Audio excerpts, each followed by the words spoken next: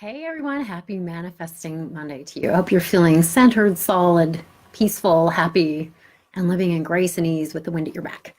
I love the feeling of the wind being at my back. And this is a relatively new experience because I've spent so much of my life feeling, I think, a little bit scattered and fractured within myself. And I battled myself to a standstill a lot. But I feel like recently some shifts have happened that have supported me so much in just settling in and experiencing more grace and ease and joy in my life. And I hope you are feeling that too. And if you're not, maybe something I'm sharing today can help you with that. That is my intention. So today I want to talk a little bit about the quality of upset. Nobody likes it, and I don't think anybody has ever avoided it. And truth, upset is not the enemy. What upsets us can actually be our teacher. If we have the presence of mind to use that upset, whatever's upsetting us, as really a portal to turn inward, to look inward, and take responsibility for our inner reality. So I remember our teachers would say a lot, anything that upsets you is it's not out there. It's not about the person that did this or that. It's not about whatever is going on. The upset is an internal experience, and that's where we need to deal with it. Sometimes we'll think, well, I'm upset because that person didn't do what they said they were going to do, but if they would do it, then I wouldn't have to be upset, right? But that's actually giving your power away. That's actually a victim posture in your life. You want to be able to pull the energy back and deal with your upset within yourself, for yourself, so that you can become empowered. And what I see happen frequently when I have done this, when I've supported another in doing this, dealing with their internal upset, that's when the outer reality shifts. It's like we don't want to have to wait for outer reality to shift in order to feel peaceful and comfortable and at home within ourselves. We want to be able to reside in that space. And as we do, it seems the mirror of our life softens and shifts and becomes more fun and graceful and easy and joyful. So in regards to feeling upset, typically when we are upset, we are in judgment. We're mad because something isn't the way we think it should be. We're attached to a particular outcome, or we are in judgment. It's like it shouldn't be that way. They shouldn't show up like that. They should follow through. We're shooting either on someone else or on ourselves. And I think sometimes people want to be right in their life, and they want to point the finger out and make them wrong, because it's easier to do that than it is actually to look inside, look in the mirror, and take personal responsibility for our inner reality. You know that saying, when you point one finger out, you're pointing 3 or 4 back to yourself. But it's easier to kind of look out and judge outward than to really look inside. I think sometimes people don't want to forgive other people because they don't want to have to look inside at their own flaws and shame and forgive themselves. And it's a really uncomfortable thing to do. It's not fun. There's no doubt about it. But if we want to be truly happy, and if we want to go to higher realms in our consciousness, and if we want to get off this pendulum swing of right, wrong, good, bad, this, that, and come to a place of authentic power and peace, this is really the only way I know that it can be done. Hi, Tonda. I'm so glad you're here. We were just talking about this the other day. So when we're in upset, and I would invite your thoughts and feedback, not just Tonda, but anybody. If we are in upset, it can be very helpful to consider what's really beneath this. What is it that is really coming up for me? And what I know for sure is if we're really out of proportion with our upset, like somebody cuts you off in traffic, hi, sweet thing, and you just lose your mind. It's not just the guy that cut you off in traffic. There's something else underneath this or behind this. And to be able to go, okay, what is really coming up for me here? And it could be, I don't like feeling cut off in my life. I don't want to have to slow down. I shouldn't have to slow down. It could be something like that. And then if we can cultivate compassion for ourselves, perhaps this line of energy goes back to an earlier time in our lives when we had great momentum and were cut off. So anytime we're in a lot of upset, there typically is a line of energy that goes back to an earlier time in our life where something happened. So there's already a wound inside of us, and something happens and touches on that wound, It's like it's infected, and it's going to hurt more than if you are healthy and there's no issue. It's like if somebody taps you on the shoulder, it's no big deal. But if you have a big wound there and somebody taps you on the shoulder, it's going to, like, you know, really get your dander up. It's going to freak you out. You're going to get angry or whatever. So another thing I know when I've been upset, and this has happened recently, somebody said they were going to do something. They offered an opportunity or a situation, and I said, that sounds great. Let's do this. And I graciously received it. But then they did not follow through with what they said they were going to do. And this made me mad. So I could probably call my sister or my friend or my husband and go, this person said this and they didn't do what they said they were going to do. And I can rally the troops and they'll agree with me. And that makes me feel about this much better for about this long. But I want to go for more than that. I want to feel better. I want to be at peace. So I really sat with that. And it's like, so what is this really bringing up for me? Why am I so upset? And it was, well, they didn't do what they said they were going to do. They didn't follow through with their end of the bargain. And I have to look at how I have done that for myself or within myself. How have I not followed through? How have I not shown up for myself and for others the way I said I would? Hi, Kathy Clevenger, I love you. And that has happened. But I have found if I take responsibility and I live in integrity and I do what I say I'm going to do for others and for myself, then when other people don't, I realize it has nothing to do with me. This is a snapshot of how they roll in their reality. So I can make them bad and wrong and play tit for tat and be angry and stay engaged in that kind of uncomfortable relationship, or I can pull my energy back, take responsibility for my inner reality.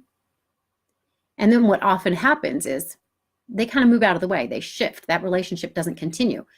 And I feel like I rise and then I meet other people that are relating and living and showing up in a higher minded, more integrous way. Water finds its own level. So as we take responsibility for our inner reality and our level of consciousness, then we tend to attract other people that are vibrating in that same frequency. So if we stay in that they're bad and wrong and pointing the finger and staying in that judgment, we continue to stay in that tit for tat and the pendulum swinging back and forth, and we get to stay in our upset, which causes unease inside of ourselves, which later translates into dis-ease. So many opportunities to become more solid with our boundaries. And that has been such a huge piece of the healing puzzle for me, and I know for you, Tonda, and probably for everyone here. Boundaries and discernment. Boundaries and discernment. And I'm glad you brought that up, Tonda. I don't think I've talked about this. So the target, you know, like if you drive by Target, you see the bullseye. It's like the center ring and the rings that go out. What I have found is, and I didn't used to have boundaries. There was no target. There was nothing. It was just this codependent, squishy amoeba reality. I was living this really uncomfortable reality, but it's like I'd meet somebody and that let him move in with me. I did that a lot. But we get the same lesson over and over and over until we learn it. So I don't do that anymore. So I've cultivated this image in my mind of the boundary. And the center of the bullseye is God and me. If I take care of that relationship and make it a priority, my life works. One ring out is my husband and maybe my sister. Another ring out, my other sister, a very best friend. And then we have different levels and layers of boundaries for different types of people and relationships. And we can promote and demote people on our own personal bullseye as they show up in either integrity and earning their way to a closer ring, or demoting them if you're finding it's just not an easy vibrational fit. So as I have implemented this bullseye in my mind's eye and really understood there's different boundaries for different types of people and different types of relationships. But, and this is the real kicker, all of our relationships are really a reflection of our connection or disconnection to our own heart, soul, source, and self. And as we take greater responsibility for that center bullseye and our relationship with our own heart, soul, and source, the way people show up in our lives is going to be more positive, more love-based, rather than fear-based. So we don't want to give our power away to other human beings.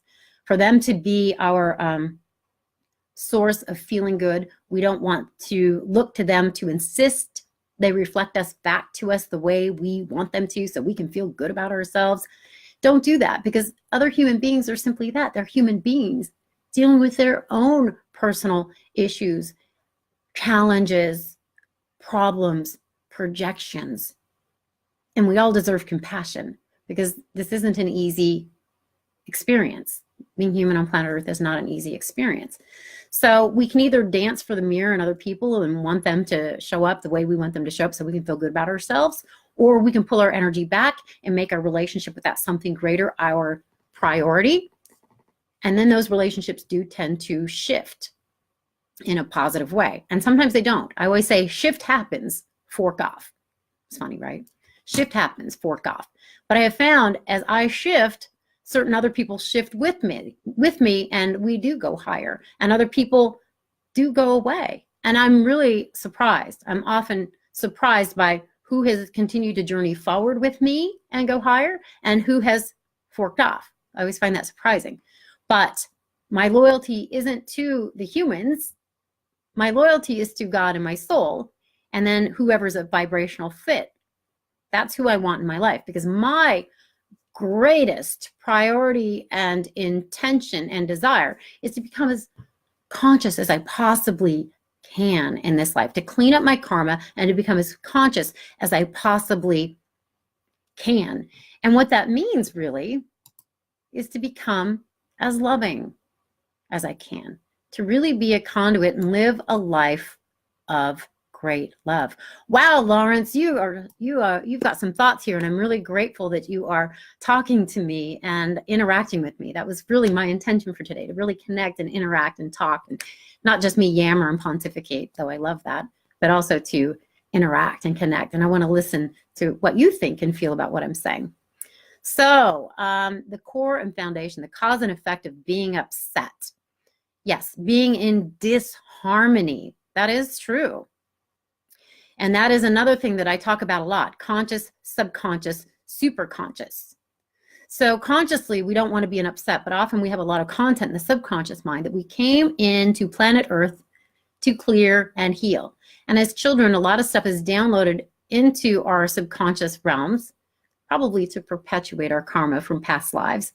So we're downloading content material that later we're able to tap into and clear if we want to. So it seems like the first half of our life is being programmed, and then the second half of our life, if we choose to become more responsible and conscious, is to clear that programming that is not love-based and is not serving us, so that we can become more congruent in the conscious and superconscious realms, so that we're more whole, aligned, congruent, and therefore more empowered and living more grace and ease and miracles and synchronicity and joy in our lives. So yes, our emotions for sure can be our teacher. So either we manage our beliefs or they will continue to manage us. This is so true. So it's usually our emotions follow our thoughts. So if we have a thought that we are in judgment about something or someone, that can start to cultivate the upset or the negative emotions. And then it can just be this downward spiral where we really are in our fear and disconnection.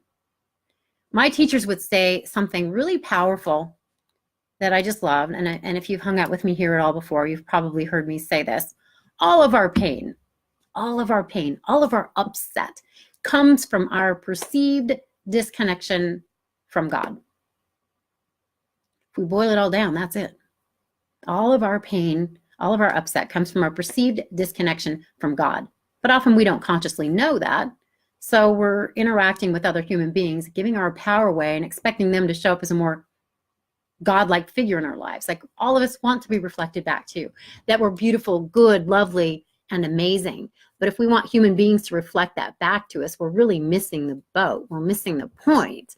That should be between us and our Creator. And as we know this, as we relax and believe and receive this, we can show up as a more loving presence in the world. So we're not insisting that anybody show up other than how they show up. We're able to observe in equanimity Yes, manifesting love from the inside out, not from the outside in. That's exactly right, Kathy. So as we manifest love from the inside out, we become that more conscious, loving presence in the world. We get the benefit and bonus of feeling more peaceful and residing more in equanimity within ourselves and our lives. And we do tend to attract other people of like mind. And then when we see things or experience people that don't show up in that way, we don't take it personally. We don't go into self-doubt. We don't go into judgment of them or ourselves. It's sort of like we kind of understand there's different levels of consciousness on planet Earth. There's baby souls and there's PhD and beyond souls and everything in between. First grade, junior high, high school, college. It's very eclectic. But if we are here to grow as souls, say we're in high school and we encounter somebody that's in the second grade, we get mad that they're behaving like a second grader. But if we go higher in our consciousness, we'll go, oh, they're in second grade. It's not like it's a big deal. It's just we perceive it as it is, and that's okay.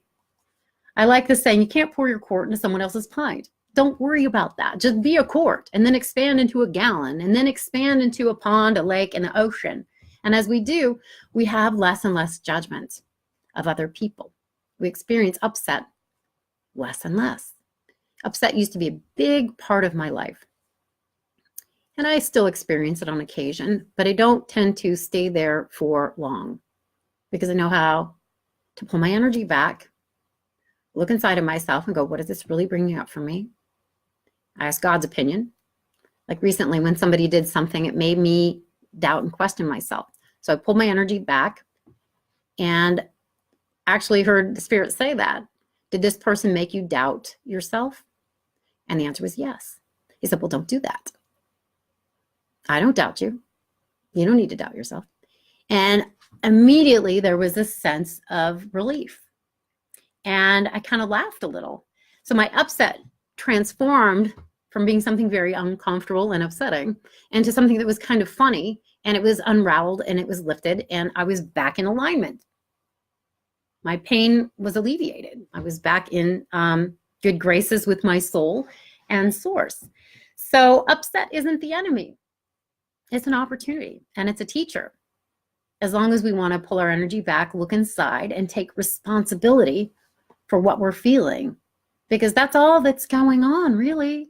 That's all that's going on. There is no out there. I believe everything in our life is a reflection of our connection or disconnection from God. So to pull our energy back and take responsibility for our connection to God, talk, listen, journal, dialogue, and get to the core and unravel it from the bottom up. I've found that it's a pretty effective way of living. You haven't, Kathy. I love that you're thinking of things differently. It's so fun. It's sort of like just changing our perspective a little bit can really help things to go into focus. It's interesting how this little tiny lens can help me see so much better in my life.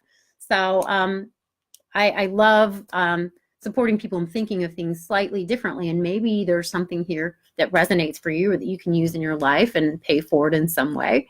I know that's what I'm doing. My teachers have given me a lot of wisdom and I've made it my own. I've cherry picked from a lot of different types of teachers and found what worked for me. And now I'm just sharing what's worked for me. And I think that's what we all need to do.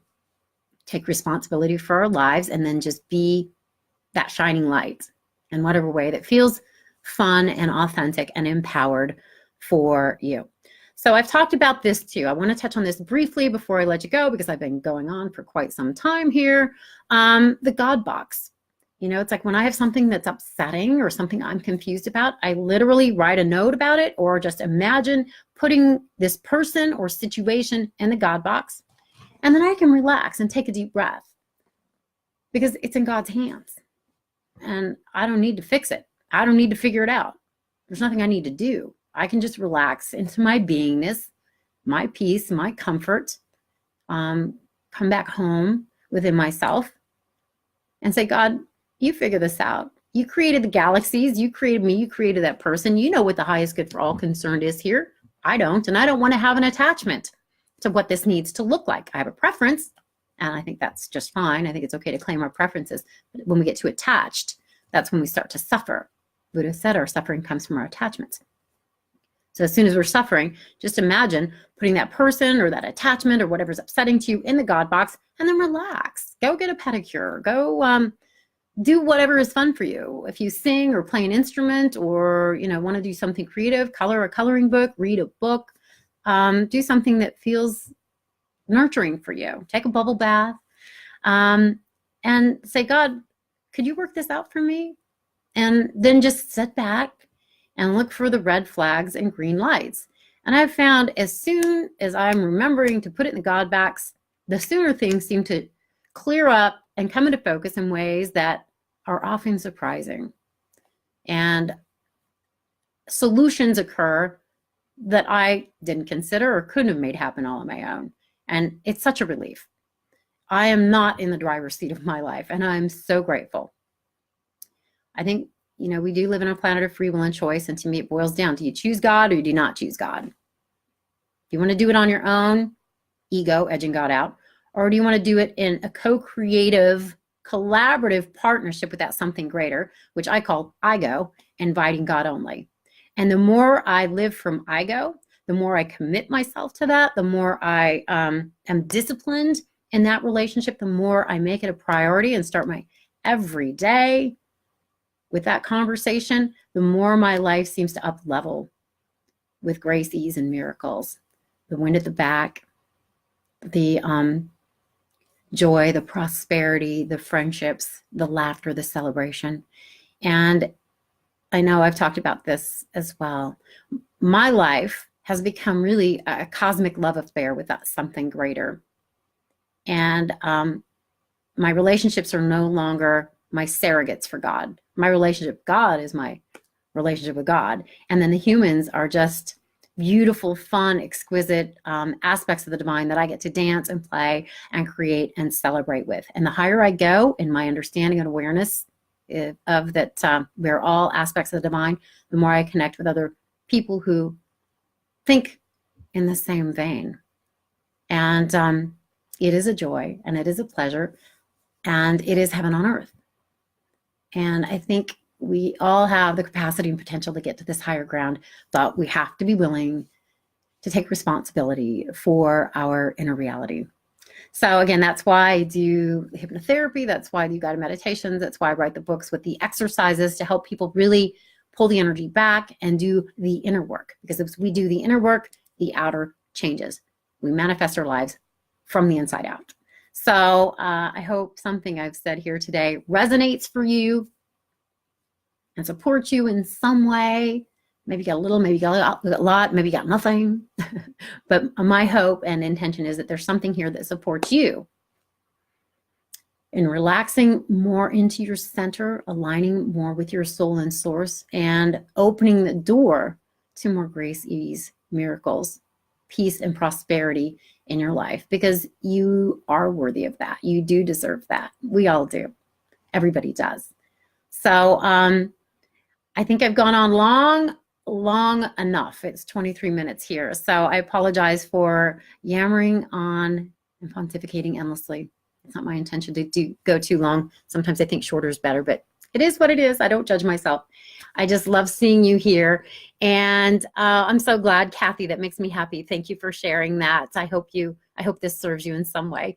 And yeah, we covered a lot of ground. It's kind of a lot of stuff, but if you got a little nugget here or there and it supports you, that's great. And the great thing about this technology is you can go back and listen to it again if you want.